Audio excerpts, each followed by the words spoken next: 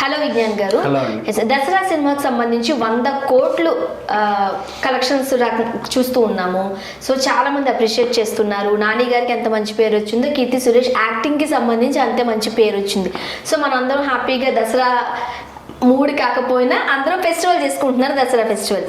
అయితే దీనికి సంబంధించి బాలీవుడ్ డైరెక్టర్ కాస్త నెగిటివ్ విమర్శలు చేశారు అని నెగిటివ్గా మాట్లాడారు, విమర్శించారు, వార్తలు వస్తున్నాయి. ఏంటది? ఆయన మాట్లాడిన దాంట్లో యాక్చువల్గా చెప్పాలంటే వివేక్ అగ్నిహోత్రి ఏమన్నాడంటే బాలీవుడ్ వాళ్ళని ఉద్దేశించి అన్నాడు, కానీ ఆయన దసరాని కొంచెం విమర్శించినట్టే అనిపించింది. యాక్చువల్గా చెప్పాలంటే బాలీవుడ్ వాళ్ళని తిడుతూ దసరాని పొగిడారు అనుకోవచ్చు, కానీ లేకపోతే ఏమన్నారంటే చివరికి ఇట్లాంటి సినిమాలు కూడా ఆడుతున్నాయి, మీకేమైంది వీటిని చూసి నేర్చుకోండి అంటే, ఈ సినిమాని చూసి నేర్చుకోండి అంటే బాగానే ఉంది, చివరికి ఇలాంటి సినిమాలు అనే స్థాయిలో దసరా లేదుగా ఈరోజు, అది సంగతి. అదే ఆయన మార్చుకోవాలి. యాక్చువల్గా ఆయనకి ఎప్పటి నుంచో అంతే వివేక్ అగ్నిహోత్రి ఎప్పుడు ఏదో వివాదంలో ఉంటాడు.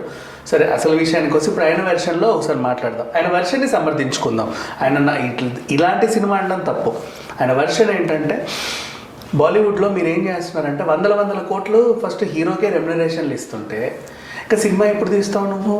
సినిమా తీయడానికి ఇంత పడుతుంటే హీరోకి ఇంత రెమ్యునరేషన్ ఇస్తున్నావు, దానివల్ల మీ బడ్జెట్ పెరిగిపోతుంది, మీరు అది రాబట్టుకోలేక చేస్తున్నారు, వేల కోట్లు నష్టమైపోతున్నాయి. ఇటీవల పఠాన్ ఒకటే హిట్, ఆ తర్వాత పోని బోలా దాన్ని క్యారీ ఫార్వర్డ్ చేస్తుంది, బోలా కూడా ఫ్లాప్ అయింది. సో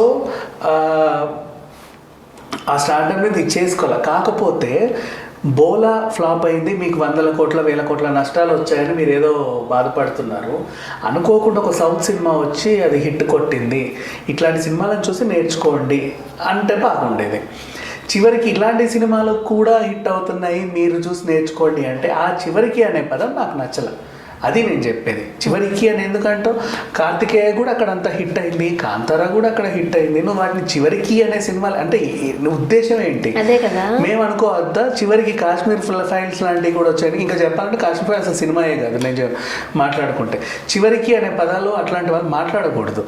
అంటే ఒక రకంగా చెప్పాలంటే బాలీవుడ్లో ఇప్పుడు పఠాన్ తప్పితే అంతకు ముందు చూసుకుంటే ఏ సినిమా హిట్ ఉందని? బోలా అటర్ ఫ్లాప్, బోలా అటర్ ఫ్లాప్ అయింది. అదే ఈయన బాధ, బోలా అటర్ ఫ్లాప్ అయింది, వీటిని చూసి నేర్చుకోండి అన్నాం, అంతవరకు బాగానే ఉంది. చివరికి ఏంటి సౌత్ సినిమా అంటే అంత చివరికి ఇప్పుడు ఒక్క పటాన్ హిట్ అయితే మళ్ళీ నెత్తికెక్కేసిందా, అది మళ్ళీ టూ మచ్ కదా. సో ఇక్కడ ఏంటంటే మళ్ళీ ఇంకోటి, దసరానే కాదు ఏ సినిమా అయినా వీళ్ళకి లాభాలు ఎంత బాగా వస్తాయి. రెడీమేడ్గా సినిమా ఆల్రెడీ తయారైపోయింది ఏదో భాషలో, నువ్వు జస్ట్ కొంటున్నావు దాన్ని ఇంత ఇచ్చి, హిందీ రైట్స్ అని కొని రిలీజ్ చేస్తున్నావు, హిట్ అవుతున్నాయి. డిస్ట్రిబ్యూటర్ కానీ ఎగ్జిబిటర్కి కానీ వాడికి ఏం కావాలి? ఒక సినిమా కావాలి, వేసుకుంటే ప్రేక్షకులు వస్తారా రారా, నేను పెట్టిన డబ్బులు నాకు వచ్చాయా లేవా, టికెట్ తెగిందా లేదా, వాళ్ళు అవే చూస్తారు. అట్లా చూసే కార్తికేయ సినిమాని వెంటనే వేసుకొని 3000 స్క్రీన్లు వేసుకుంటారు. జనాలు కూడా చూస్తారు, వాళ్ళకి లాభాలు వచ్చాయి. 2 కోట్లకు 3 కోట్లకు ఉన్నారు అంతే, లాభాలు వచ్చేసాయి. కాంతారా కూడా అంతే. ఈవెన్ ప్రధానమంత్రి దిగొచ్చి సీతారామన్ దిగొచ్చి చూసి బాగుందని చెప్పింది, అది వేరే ఇష్యూ. ఆ రకంగా చూసుకుంటే ఇప్పుడు దసరా మూవీ గురించి మాట్లాడుకుంటే డైరెక్ట్గా సినిమా వచ్చేసింది, కొన్నారు, వేసుకున్నారు, జనాలు విపరీతంగా వచ్చేసారు. బోలా నచ్చలేదు వాళ్ళకి, ఏం చేస్తాం? మాస్కి కూడా క్లాస్గా కనెక్ట్ అయింది. అదొక టైప్ ఆఫ్ ఇది. అంటే అది ఈయన సరిగా చేయలేదా, కార్తీ బాగా చేశాడా, ఖైదీ హిట్ అయింది కదా, బోలా ఎందుకు ఫ్లాప్ అయింది కదా మనం చెప్పలేము. ఎందుకంటే దృశ్యం ఇక్కడ ఆడినంత కూడా అక్కడ ఆడలా, అంటే ఆడింది, చాలా బాగా ఆడింది, కానీ దీంతో పోలిస్తే అక్కడ అంతగా ఏం లేదు. దానికి ఒక ఆన్సర్ ఏం చెప్పుకున్నారంటే, అక్కడ ఆల్రెడీ చూశారు కదా అందుకే ఇక్కడ చూడలేదు అన్నారు. సరే, మరి ఇప్పుడు ఖైదీ కూడా మరి అలా అనుకునే కొన్నావు కదా, అలా అనుకునే తీసావు, అలా అనుకుని రిలీజ్ చేసావు, అలా అనుకునే చేసావు. అంటే ఏంటంటే సక్సెస్ వచ్చినప్పుడు ఒకలాగా మాట్లాడుతున్నారు, సక్సెస్ లేనప్పుడు ఒకలా మాట్లాడుతున్నారు. సినిమా హిట్ అయితే ఒకలాగా, హిట్ కాకపోతే ఒకలాగా. ఇది బేసిక్గా అక్కడ ఉంది. ఇకపోతే దసరా కలెక్షన్స్ సౌత్లో ఎంత హిట్ అయిందో బాలీవుడ్లో ఓ మోస్తారు వస్తున్నాయి. అయినప్పటికీ కూడా అక్కడ హిట్, అక్కడ కూడా అంటే బోలా ఒకవేళ నిజంగా హిట్ అయి ఉంటే దసరా కలిసి వచ్చేది కాదని చెప్పాను. ఎందుకంటే మీడియా అంతా కూడా బోలాని కవర్ చేసింది, దసరాని పట్టించుకోలే. కానీ దసరా హిట్ అయింది, ఎగ్జిబిటర్స్ డిస్ట్రిబ్యూటర్స్ పట్టించుకున్నారు, వాళ్ళకి తెలుసు టేస్ట్, ఏ జనాలు ఎక్కడికి వస్తున్నారు, ఏం చేస్తున్నారు అని చెప్పేసి.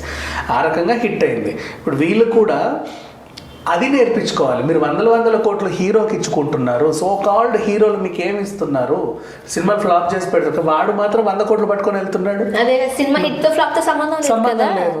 అప్పుడు నువ్వేం చేస్తున్నావు అంటే ఆ 100 కోట్లు వాడికి ఇచ్చే బదులు ఇలాంటి 50 కోట్ల సినిమాలు 2 తీసుకో, ఎక్కడి నుంచన్నా 2 చేసుకో, దసరా 50 కోట్లేగా. అవును. ఇలాంటి 2 చేయి, 2 చేసిన తర్వాత నీకు హిట్ అయితే హిట్, ఫట్ అయితే ఫట్, నీకు అంత పెయిన్ కూడా ఉండదు.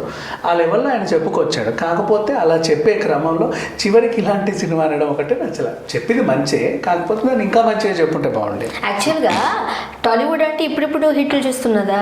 రామారావు గారు ఎన్ని హిట్లు ఇచ్చారు, నాగేశ్వరరావు గారు ఎన్ని హిట్లు ఇచ్చారు. అసలు మన ఇది చూసుకుంటే టాలీవుడ్ ఏమి అంత తక్కువ స్థాయిలోనూ లేదు, అంత చిన్న సినిమాలు తీసిన స్థితిలో కూడా ఈవెన్ లేదు. ఇప్పుడు కూడా ఇండియన్ సినిమాలో బాహుబలే కదా మరి? దానికి ఇంకేం మాట్లాడతారు, వాళ్ళ దగ్గర ఆన్సర్ ఏం లేదు. కాకపోతే ఏంటంటే ఈ అన్నయ్యని కూడా పట్టించుకోవచ్చులే, పాప ఆయన కావాలని కించపరచాలని అనలా, వాళ్ళకి ఒక గుణపాఠం నేర్పుదామని చెప్పేసి చివరికి అన్నాడు. కాకపోతే ఆ వివేక్ అగ్నిహోత్రికి ఇక్కడ నాని అంటే ఎవరు, దసరా అంటే ఏంటి, కీర్తి సురేష్ అంటే ఏంటి, ఈ సినిమా ఏంటనేది తెలియదు. అది సంగతి. ఆయన ఒకవేళ సినిమా చూస్తుంటే మేము ఆయన కూడా అనుకోవచ్చు. ఇది నానిది కూడా కొంచెం తప్పు ఉంది బాలీవుడ్లో. ఎందుకంటే మిగతా వాళ్ళు ఈవెన్ బెల్లంకొండ అబ్బాయితో పాటు కూడా వీళ్ళు ఏం చేశారంటే ఇక్కడ యాక్షన్ సినిమాలు చేసేసరికి వాటిని రిలీజ్ చేస్తే అక్కడ వాళ్ళు హే హే అని చూసారు అందరూ. నాని ఇవి రిలీజ్ చేయడానికి ఏం లేవు, డబ్ చేయడానికి. అక్కడ యాక్షన్ అట్లా ఈయన అన్ని మజిలీ దెర్సి అది ఎటు వెళ్ళిపోయింది మనసు, ఒక రకమైన సినిమాలు అన్ని చేసుకుంటూ వచ్చాడు. అంటే లవ్ స్టోరీలు, నేను శైలజ, అదేంటిది బలె బలె మగాడివై, ఇవన్నీ వాళ్ళకి అక్కర్లేదు కదా. సో ఫస్ట్ టైం వచ్చాడు. సో ఇప్పుడు అది డెబ్యూ అనే అనుకోవాలి అటువైపు చెప్పాలంటే.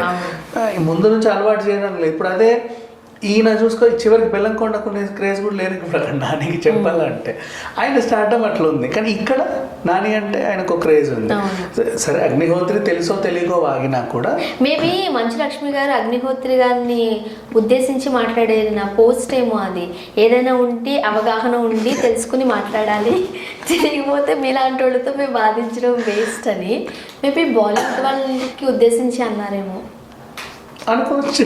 ఎందుకు అనవసరంగా మంచలక్ష్మి పోస్ట్ ఇక్కడ తెచ్చినాం, ఈమెకి అంత పోస్ట్ పెట్టారు కదా, పెట్టారులే. కానీ ఇప్పుడు ఏదన్నా తెలుసుకుని నువ్వు మాట్లాడాలి, తెలుసుకుని మాట్లాడలేకుండా దాని మీద నీకు పరిజ్ఞానం లేనప్పుడు నీతో మేము మాట్లాడడం వేస్ట్. అబ్బాయి టాలీవుడ్ తరపు నుంచి ఆ బాధ్యతను నేను భుజాల మీద వేసుకున్నానని చెప్తున్నారు. లక్ష్మి కన్నా తెలుసో లేదో కానీ మనం ఈ పోస్ట్ నట్టు పెట్టినట్టు నిజంగా బాగా సెట్ అయింది. ఎందుకు చెప్పాలా, సీరియస్లీ చెంకి లంగి లేచి డాన్స్ ఎలా కూతురుతో రిలీజ్ అయింది చూసారు.